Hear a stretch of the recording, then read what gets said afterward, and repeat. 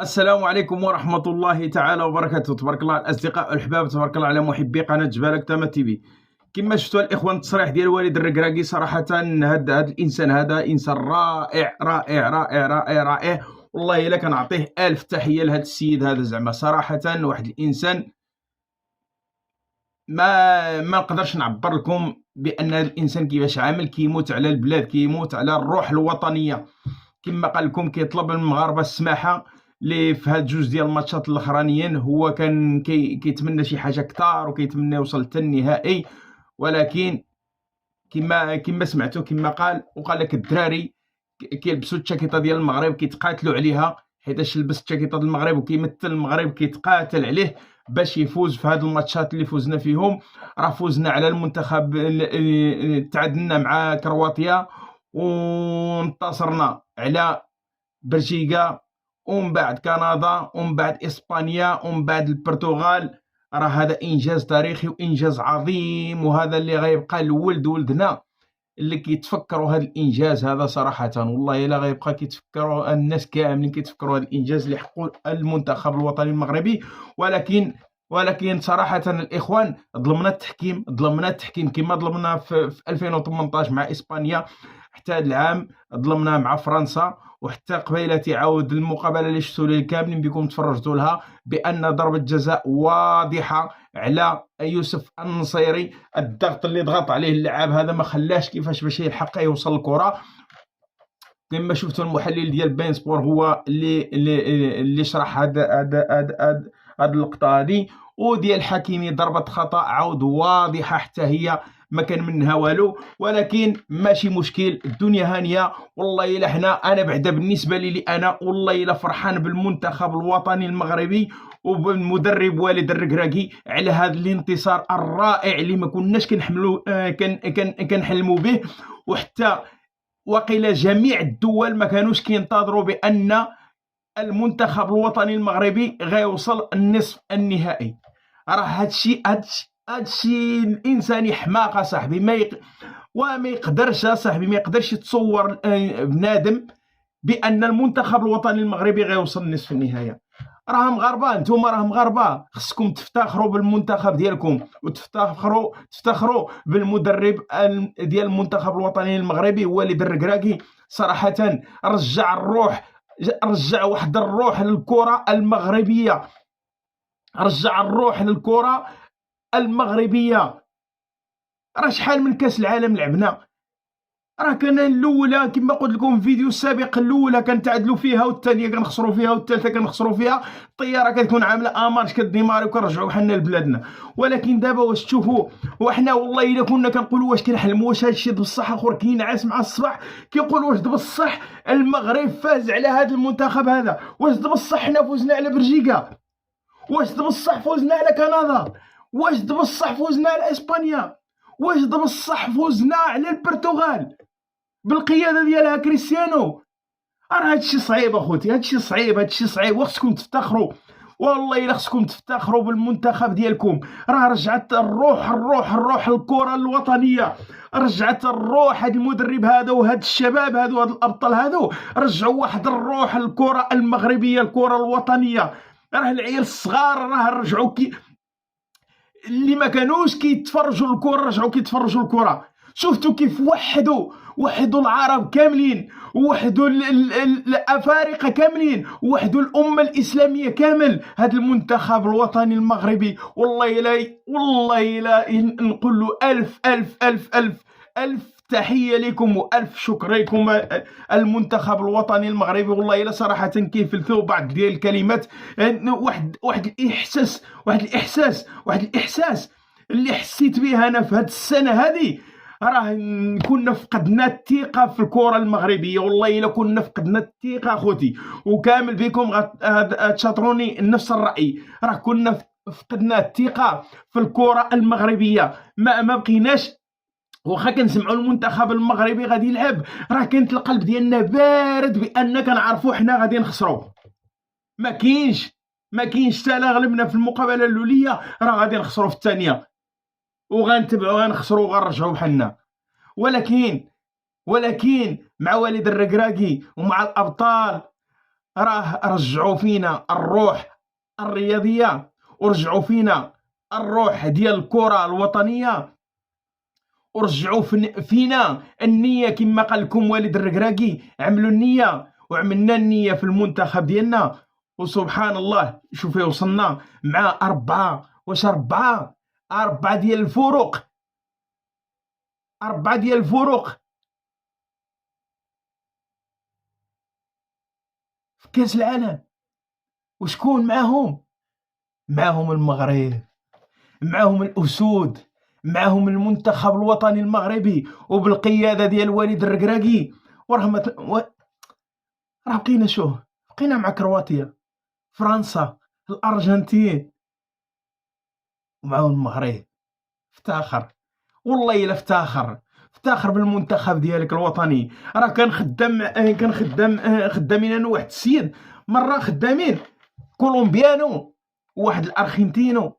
سقسيت الكولومبيانو الاول قلت له واش كنتي كتعرف الرايه ديال المغرب؟ قال لي لا. قلت له دابا واش كتعرف الرايه ديال المغرب؟ قال لي ايه كنعرفها بزاف، وكنعرف حتى اللعابه ديال المغرب واحد. سقسيت الارجنتينو ديال الارجنتين قلت له واش كنتي كتعرف الرايه ديال المغرب؟ قال لي لا ما عمري عرفتها وما كنعرفهاش. انا كنهضر لكم على الشباب هادو اللي عندهم 27 26 سنه، هادو اللي كانوا خدامين معاه في نفس الخدمه اللي كنا خدامين فيها. قال لي ما كنتش قلت له دابا واش كتعرف الرايه ديال المغرب؟ قال لي كنعرفها، راه الرايه حمراء وفيها نجمه خضراء. راه اي واحد كنظن في العالم، في اوروبا، فين ما كان، في اسيا، في اي قاره، تسقسي على الرايه ديال المغرب غادي يقول لك كنعرفها حمراء وفيها نجمه خضراء. راك افتخر انت مغربي والله الا افتخر بالمنتخب اللي عندك في هذه السنه هذه. راه والد الركراكي حتى 3 شهور ما عندوش كامله مع المنتخب الوطني المغربي. شفت الروح ديالو وشفت المحبه ديالو مع اللاعبين، مع الدراري، كيفاش كيتعامل معاهم حتى في التدريب، كيفاش كيتصارف معاهم بحال الصديق ديالهم، بحال الاصدقاء. ما كيقولش بان انا مدرب، بحال اللي كازوا المدربين السابقين كيفاش كانوا كيتعاملوا مع اللعابه. دائما راسو معلي في السماء، كيحسب راسو هو مع شكون هو. بحال هذه هي اللي خصها تكون، الاخوان، هذه هي اللي خصها تكون المعامله باش كتعطي الثقه للعابه ديالك، باش كتعطيهم كيفاش يدافعوا على القاموس الوطني وكيفاش يدافعوا على الرايه المغربيه.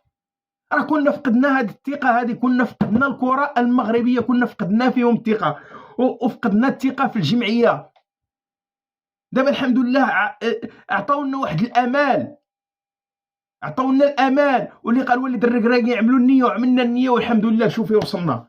ولكن اللي غنقول لكم اليوم، واقيلا فقدتوا النيه على داك الشيء. الكره ضربت في البوطو ودخلت للشبكه، وقيلا ما بقيتوش عاملين النيه. ملي خسرنا مع فرنسا يمكن فقدتوا النيه، وحتى ملي تسجل علينا الجول الاول مع كرواتيا يمكن واقيلا فقدتوا الثقه وما بقيتوش عاملين النيه على داك الشيء. الكره ضربت في البوطو ودخلت للشبكه.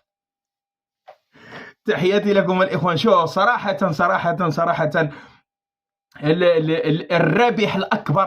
الرابح الاكبر المونديال قطر، عرفتوا واش كان هو؟ والله الا هو المغرب. الرابح الاكبر للمونديال قطر هو المغرب. شفتوا قطر شحال الملايير خسرت على هذا المونديال هذا، ولكن الحمد لله جا المغرب وعمل ديك وطلع وتشهر في العالم، ودخل جميع البيوت ديال العالم، دخل المنتخب الوطني المغربي، والرايه المغربيه كانت حاضره لا عند الاجانب ولا عند العرب ولا عند الافارقه. سبحان الله. اول حاجه بعدا الناس دابا بقوا كيبحثوا على المغرب، اللي ما كانوش كيعرفوا المغرب وما كانوش كيعرفوه، بقوا كيبحثوا على المغرب، كيفاش عمل المغرب، وشحال ديال المدن كاين في المغرب، والمدينه هذه فين جات وهذه فين جات وهذه اش عندها وهذه باش كتمتاز وهذه. بقاو كيبحثوا على السياحه المغربيه باش يجيو يزوروا بلادنا. شو سبحان الله، ما خسرنا هنا والو. اللي خسرت قطر الحمد لله اللي ربحنا المنتخب الوطني المغربي. وفيه هذا المنتخب هذا فيه بزاف ديال الشباب غادي يلحقوا ان شاء الله يا ربي، الا بقوا في الحياه وبقينا حتى حنا في الحياه غيلحقوا المونديال ان شاء الله ديال 2026. غادي حتى هما يلعبوا، باقي الدراري صغار، باقي الدراري شباب، باقي الدراري شباب ان شاء الله غادي يعطيو عاود الروح القتاليه الكره المغربيه.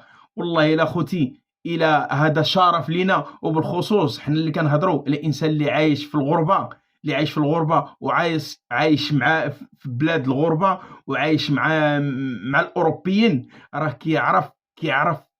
كيعرف باش كيحس، وكيعرف القيمه اللي رجعت له، وكيفاش كيهضروا معاك الاوروبيين دابا على بلادك وعلى على المنتخب ديالك وعلى المدرب والد الركراكي. شي حاجه خوتي، شي حاجه اللي صراحه شي حاجه رائعه واكثر من رائعه. باش شوف انتينا شكون اللي كان كيحلم، شكون اللي كان كيحلم، الله يرحم الوالدين ديالكم قولوا لي غير الصراحه، شكون اللي كان كيحلم بان حنا المنتخب الوطني المغربي غيوصل النصف النهايه؟ والله واحد فيكم ما كان متيق، حتى شي واحد فيكم، حتى شي مغربي ما كان متيق بان حنا غنوصلوا النصف النهايه. ولكن مع والد الركراكي ومع هاد الاسود المغاربه والابطال ديال المنتخب الوطني المغربي حققوا لنا الحلم اللي كان فقدوه الشعب المغربي كامل فقدوه. ولكن واحد الرساله للشعب المغربي والجاليه والمشجعين اللي كانوا تابعين المنتخب الوطني المغربي في قطر، تحيه لهم كبيره كبيره كبيره كبيره. والله الا عملتوا واحد الصوره جميله على المغرب، مثلتوا بلادكم احسن تمثيل وعلى الروح الوطنيه ديالكم وعلى التشجيع ديالكم. والله الا بلا بكم نتوما حتى المنتخب الوطني المغربي ما كاش يحقق الانجاز هذا. ولكن بالتشجيعات ديالكم كما قال لكم والد الركراكي، كنتمنى نسمع غير ديك الكلمه ديال سير. راح انتوما راه قلتوها ما نعرف شحال من مره قلتوها في الميدان، وهذا كيكون على الروح الوطنيه والحب ديالكم للمنتخب الوطني المغربي. تحيه كبيره كبيره كبيره كبيره لكم.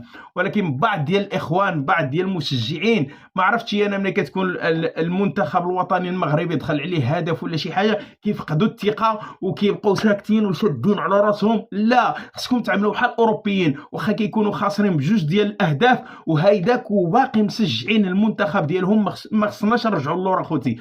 واخا يكون المنتخب خاسر خصنا نبقاو معاه، باش حتى المنتخب كيحس بان موراه واحد الجمهور، موراه المشجعين اللي كيشجعوه، اللي كيعطيوه الروح.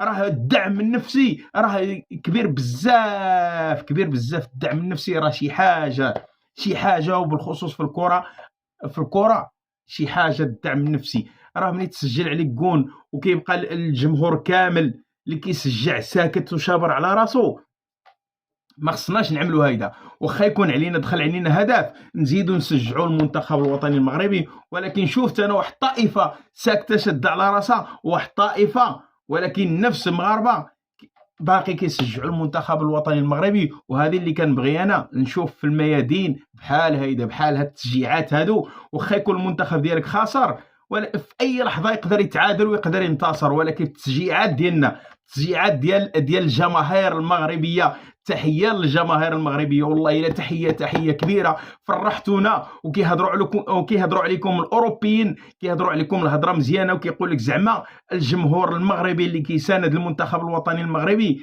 زعما صراحه ديك الجمهور هذاك ما عمر شفناه بديك النظام هذاك وبديك التشجيع هذاك، وكيبقى من البدايه حتى النهايه. صراحه شيء رائع باش تسمع انتينا من الاوروبيين كيهضروا لك على الجمهور ديالك المغربي، على الجمهور، على بلادك، كيهضروا لك عليه هضره مزيونه. والله الا خوتي هادشي كيفرح. وفرحنا المنتخب الوطني المغربي، فرحنا بزاف. وعرفتي هنا والله الا فوق راسنا.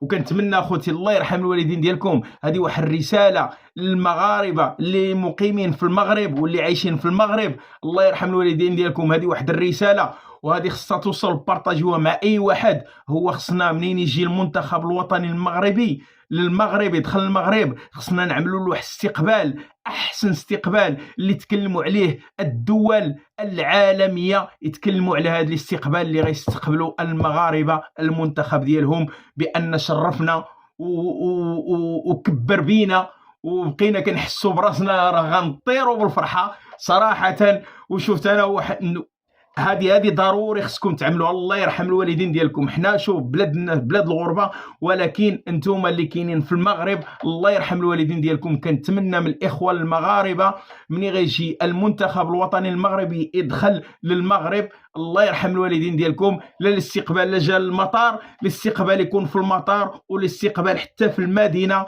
اللي غيكون فيها. وكنظن انا غادي يمشيو للرباط، ضروري غيمشيو للعاصمه الرباط ان شاء الله. وكنتمنى من جلاله الملك محمد السادس نصره الله يستقبلهم، ويستاهلوا وسام، ماشي غير وسام، يستاهلوا 100 وسام للاعب و100 وسام للمدرب صراحه. راه هادو دافعوا على الوطن، دافعوا على الرايه المغربيه. الرايه المغربيه كترفرف في اي دوله في العالم، كترفرف الرايه المغربيه. الله الله الله والله الى اخوتي الى فرحه ما قدتنا فرحه مع المنتخب الوطني المغربي، بان هذه الخساره ما كانتش خساره مع فرنسا، والله ما كانت خساره، وحتى هذه مع كرواتيا حتى هي ما كنحسبهاش خساره، ولكن كنحسب انا الانتصارات هذه مورا هذه اللي قدم المنتخب الوطني المغربي شيء رائع. وكنتمنى الاخوان نعاودها هو الاستقبال ديال المنتخب الوطني المغربي يكون يا ورود يا الرايه المغربيه، خص يكون الشوارع كامله كترفرف الرايه المغربيه، اي واحد خصو يكون في يده الرايه المغربيه، والورود الورود الورود الورود الورود يستاهلوا، ماشي غير الورود. هاد اللعابه هاد الاسود، والد الركراكي، وبالخصوص والد الركراكي اللي قالوا له راس لافوكا، تحيه له كبيره كبيره كبيره كبيره. الناس سبحان الله، شفت الاجانب مدعمين المنتخب الوطني المغربي. اي بلد اجنبي مدعم المنتخب الوطني المغربي، واي بلد افريقي مدعم المنتخب الوطني المغربي، واي بلد عربي مدعم المنتخب الوطني المغربي، الا بلد واحد، كنقولها الا بلد واحد، لا بالقنوات ديالو لا بالصحافه ديالو لا بالشعب ديالو، اللي ما مدعمينش المنتخب الوطني المغربي. وبالخصوص المقابله اللي كانت ما بين فرنسا والمغرب اللي ما كانوش مدعمين المنتخب الوطني المغربي. حاشا ولله، واش نتوما ماشي مسلمين؟ واش نتوما ماشي عرب؟ واش نتوما ما كتهضروش بالعربيه؟ اللغه اللي كنهضروها احنا كتهضروها نتوما. سبحان الله سبحان الله سبحان الله. ما عرفتش انا هاد الحسد وهاد الكراهيه وهاد البخل شنو عملنا لكم حنايا؟ لا عملوا شي ناس قدام اللي ماتوا.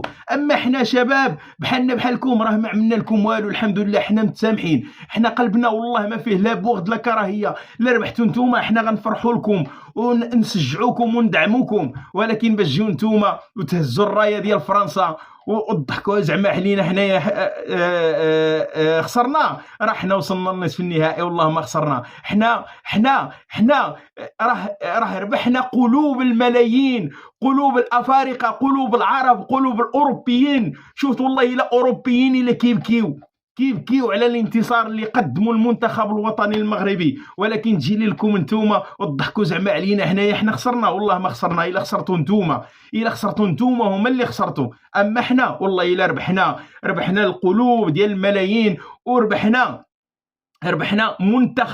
منتخب رائع، وربحنا مدرب رائع.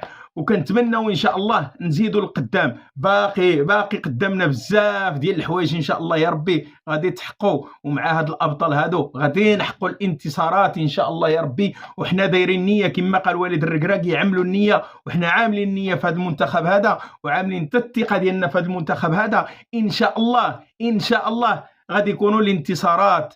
وصراحه نتوما ما عندي ما نقول لكم، زعما ما عندي ما نقول لكم صراحه. واخا نبغى انا ما نقدرش نخرج شي كلمه العايب ولا نزبال ولا ندعي ولا هذه انا ما نقولهاش وماشي ما يتسمحليش انا خاطري نقول شي كلمه عيانه لخوتنا وجيراننا اللي كنعرفهم وكنكونوا مره وكنصليو صلاه مره هنا في الغربه، ولكن ما عمر شفت منهم شي كلمه د العيب.